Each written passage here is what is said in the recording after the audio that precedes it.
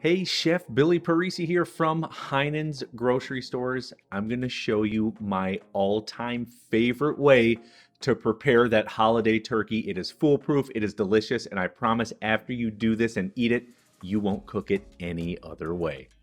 Brining is such a fantastic way to incorporate tons of delicious flavor into whatever it is that you want to cook up. You can brine pork butts, you can brine steak, of course chicken, and absolutely turkey for holidays like Thanksgiving, Christmas, or any other winter holiday that you celebrate. It's incredibly easy to make. I think a lot of folks get a little bit intimidated and scared when they hear the word brine. I promise you, it is so easy. The first thing we're going to do is make that brine. So in a very large pot, we're going to add in some apple cider. This is going to provide so much flavor into this turkey. Next, we're going to hit it with some salt and then some brown sugar.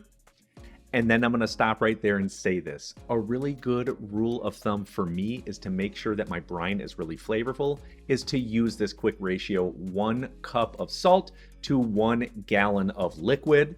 This is going to be perfect. I promise it is so good. But now are all the aromatics that we can add in. And this part is going to be up to you.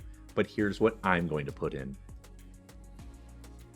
Some garlic cloves, onion, black peppercorns, and fresh thyme sprigs. And what we want to do is just bring this to a boil so that the salt and the sugar dissolve into the brine. Once it is at this point, we are going to take it off of the burner and I'm going to pour it into a very clean 5-gallon bucket.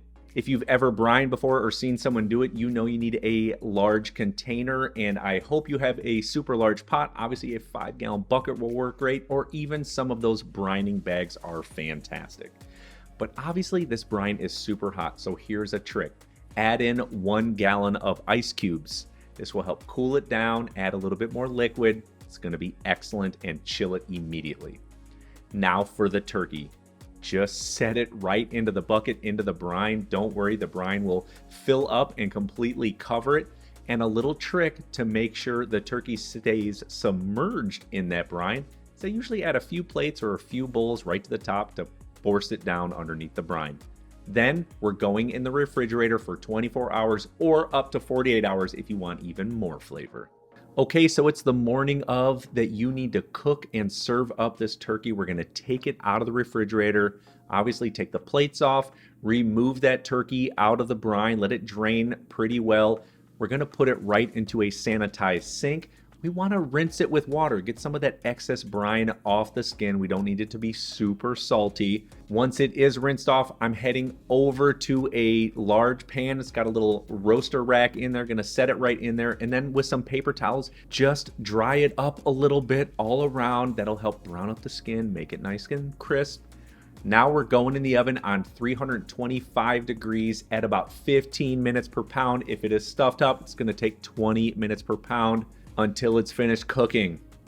When it is done though, oh my gosh, there is not a more beautiful turkey out there than a brine turkey.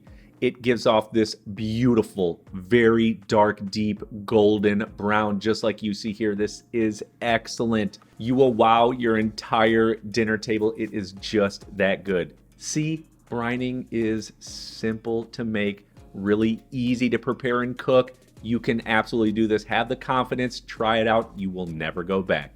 We'll see you next time.